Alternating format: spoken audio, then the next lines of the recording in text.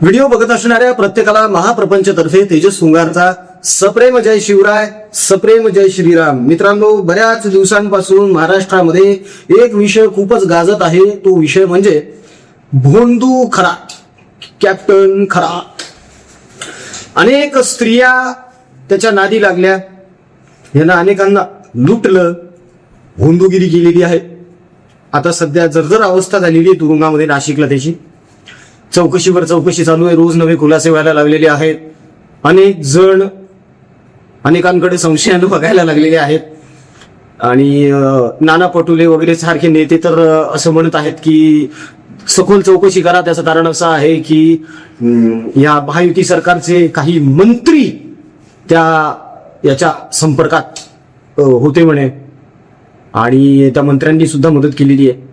तर त्यांना सुद्धा चौकशी करून अटक करा वगैरे वगैरे वगैरे. खरं तर उद्धव ठाकरेंनी सुद्धा या खरातला मदत केलेली आहे ना. त्याच्या मठाला पाणी पुरवण्याचं काम कोणी केलेलं आहे? खरातनंच केलं, उद्धव ठाकरेंनीच केलेलं आहे ना. उद्धव ठाकरे मुख्यमंत्री असतानाच पाण्याची पाईपलाईन टाकली होती ना त्याच्या आश्रमापर्यंत, मठापर्यंत, बंगल्यापर्यंत, जे काही तसं स्थान आहे तिथं. मग आता उद्धव ठाकरेंना पण चौकशीला बोलवायचं का? हा पण प्रश्न निर्माण होतो ना. बरं, यामध्ये आता चाकणकर बाई ज्या आहेत, ज्या महिला आयोगाच्या अध्यक्ष होत्या, हो क्या आता नाही आहेत, आता माजी पोलीस अधिकारी मीरा बोरवणकर या महिला आयोगाच्या अध्यक्ष आहेत.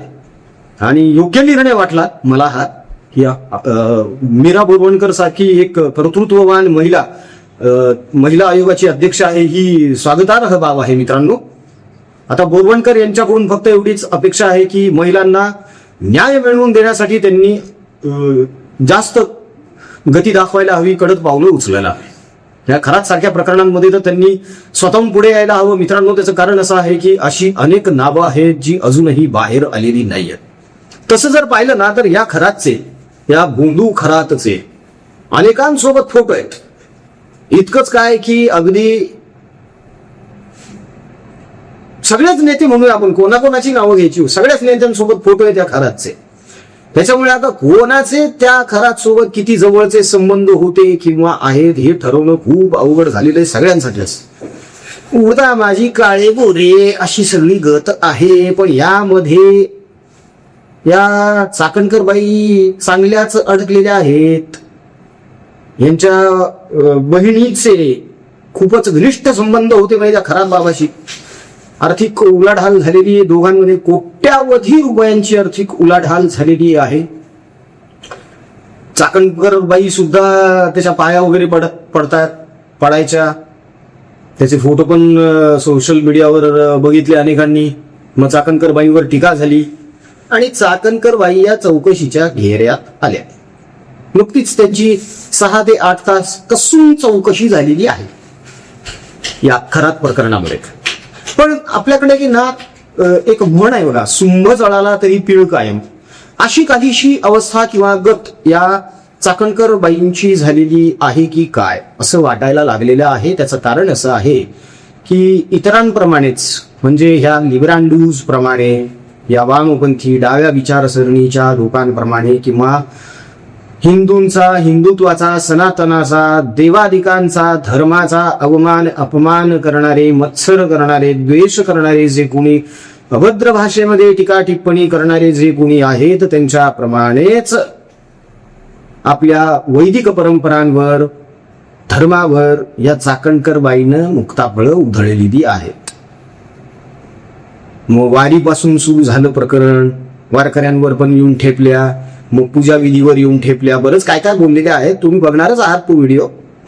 आणि त्या निमित्ताने चाकणकर बाईंना सुद्धा आपण 1-2 प्रश्न विचारूया या व्हिडिओच्या माध्यमातून.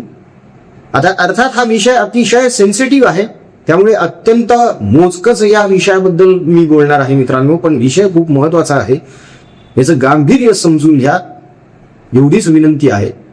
आणि कळकळीचं आवाहन आहे की येत्या 14 मेला आपल्या शंभूराजेंची, आपल्या धर्मवीर छत्रपती संभाजी महाराजांची जयंती आहे. या जयंती निमित्त आपण मोठ्या प्रमाणावर अन्नदान करत आहोत मित्रांनो. कर्करोगग्रस्त रुग्ण जे आहेत, आपलेच बांधव आहेत, आपल्याच भगिनी माता आहेत मित्रांनो, यांच्यासाठी औषधोपचार द्यायचे. कारण जे निकषांमध्ये बसत नाहीत त्यांच्यासाठी कोण भाई आज खेड्यापाड्यातून कुठून आलेले हे सगळेजण आहेत. हो, यांच्याकडे खायला 10 रुपये सुद्धा नाहीयेत, म्हणून आपण यांच्यासाठी अन्नछत्र अन्नदान सुरू केलेलं आहे. आपला बळीराजा जो जगाला खाऊ घालतो ना, त्याचे लेकर उपाशी आले नाही बघवत बाबा.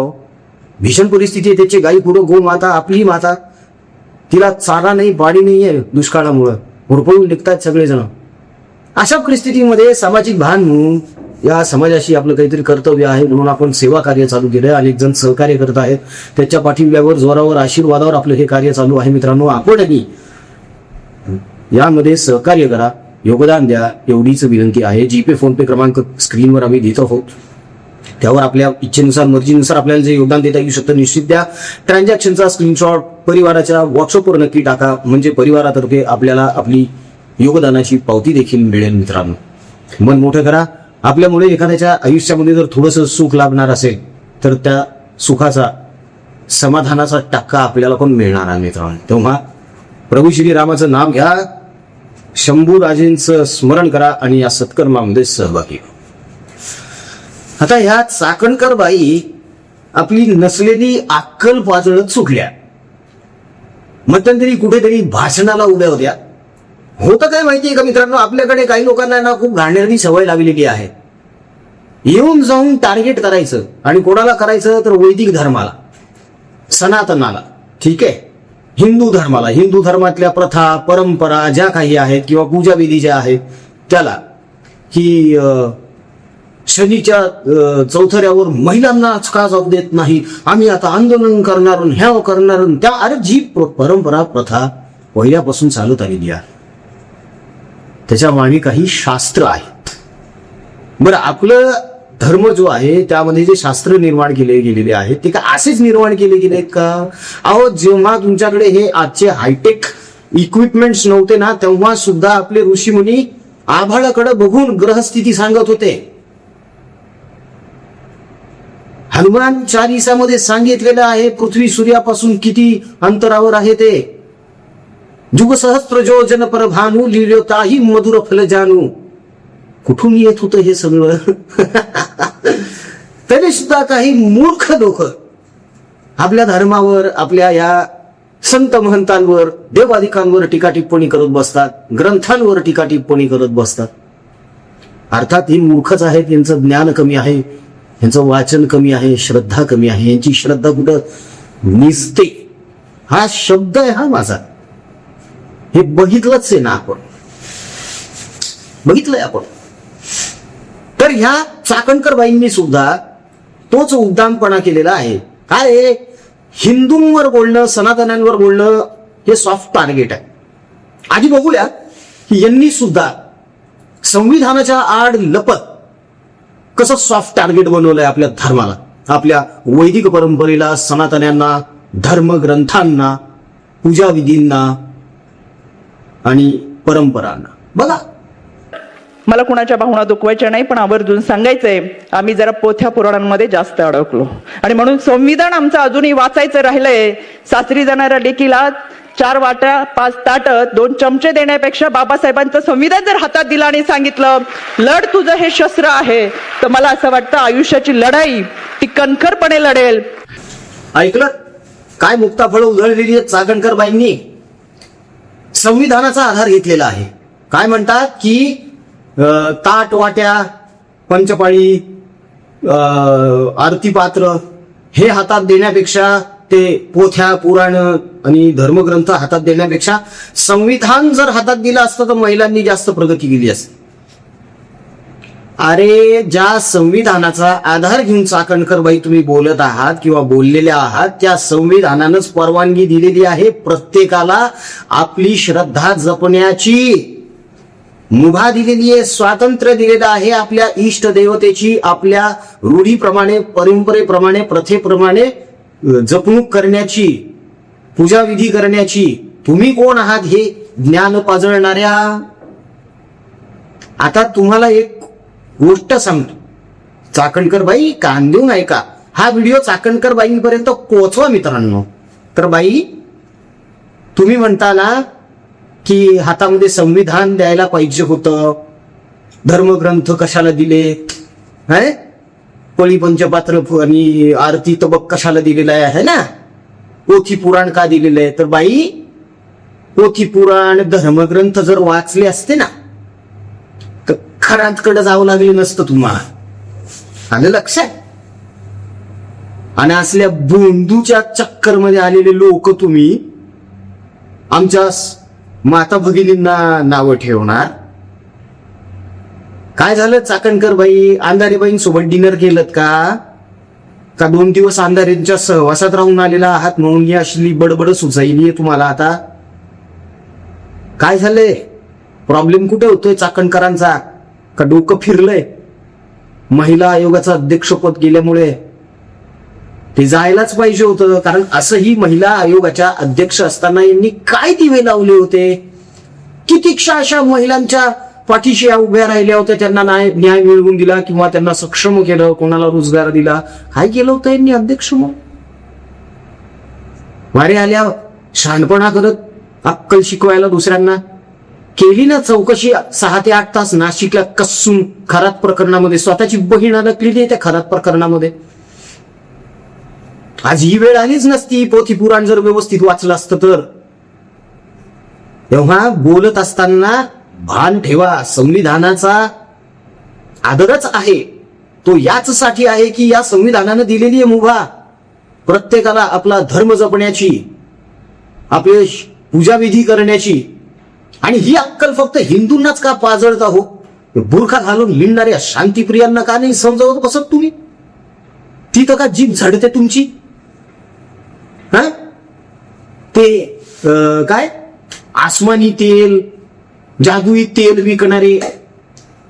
माझा मोबाईल खराब झालेला होता आणि मग मी फादरकडे गेलो आणि मग फादरनं मला जादुई तेल दिलं इशूच्या नावानं आणि मग मी इशूचं स्मरण केलं आणि ते तेल घेतलं आणि ते मोबाईलला लावलं. काय चमत्कार, माझा बंद पडलेला मोबाईल चालू झाला. ह्याच्यावर का नाही बोलत? येऊन जाऊन तुम्हाला फक्त हिंदू धर्म, वारकरी, सनातन हेच का दिसतंय? आणि दुर्दैव हे आहे की अरे तुम्ही स्वतः हिंदू आहात ना बे? सेक्युलरिझमचे किडे इतके आतपर्यंत कुठून घुसले हो तुमच्या?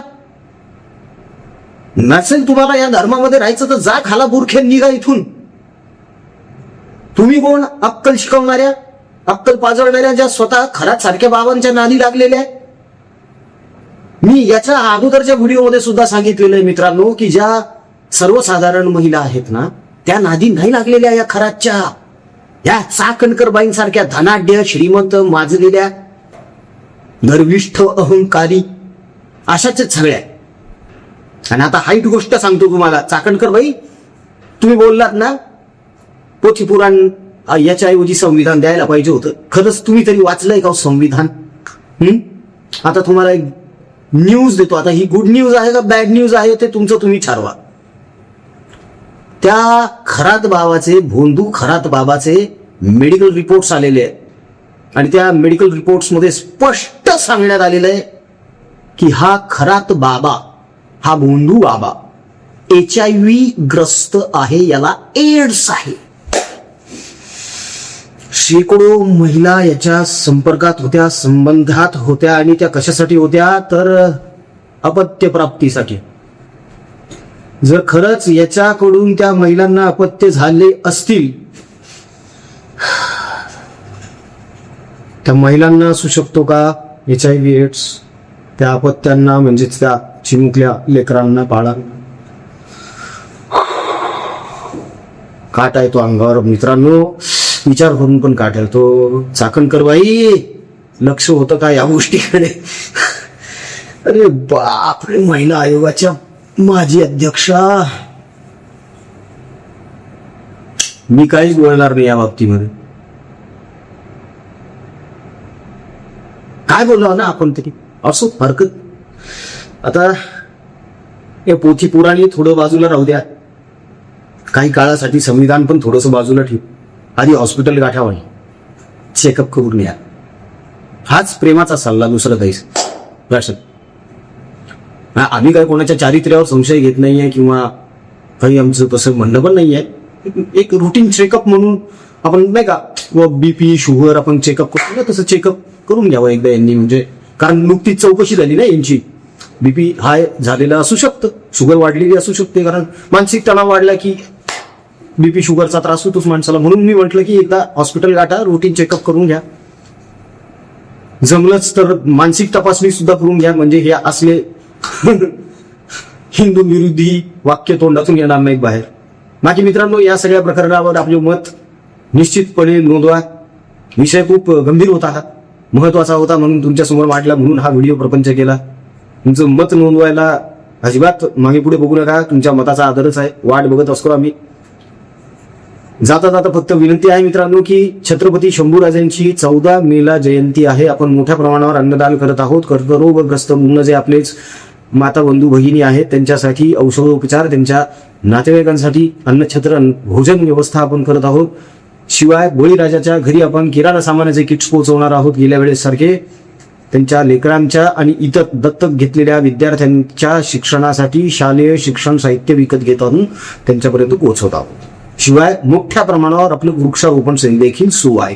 तर या सत्कर्मामध्ये आपण सहभाग नोंदवावा ही विनंती आहे, कारण हे एकट्याचं काम अजिबातच नाहीये.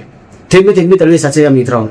आपल्याला ईश्वरानं जे काही दिलेलं आहे त्यातलं थोडंसं इतरांना देऊन त्यातून काही समाधान जर आपल्याला मिळणार असेल तर यात वाईट काय, गैर काय. म्हणूनच आपल्यामुळे जर एखाद्याच्या चेहऱ्यावर स्मितहास्य येत असेल तर त्या स्मितहास्याचा 1% समाधान आपल्याला सुद्धा असणारच आहे ना. तेव्हा कृपया हात जोडून विनंती आहे की परिवारातर्फे ज्या योजना आपण आपल्याच माता बंधू भगिनींसाठी करत आहोत, ज्या सेवा देत आहोत, यामध्ये योगदान नक्की द्या. आपल्या इच्छेनुसार, मर्जीनुसार आपल्याला जे सहकार्य करता येऊ शकतं ते करा. ट्रान्झॅक्शनचा स्क्रीनशॉट व्हॉट्सअपवर ठेवा, म्हणजे त्याची पावती बनवून ती तुमच्यापर्यंत पोहोचवता येऊ शकते. मित्रांनो, एक रुपया सुद्धा लाख मोलाचा ठरत असतो. हो, तेव्हा प्रभू श्रीरामाचं नाव घ्या, शंभूराजेंचं स्मरण करा आणि या सत्कर्मामध्ये पुढे या. व्हिडिओ जर आवडला असेल तर व्हिडिओला लाईक करा, शेअर करा, महाप्रपंच युट्यूब चॅनलला सबस्क्राईब करा. जय हिंद, जय महाराष्ट्र, वंदे मातरम, जय शिवराय, जय शंभूराजे, जय भवानी, जय जगदंब, भारत माता की जय, जय श्रीराम.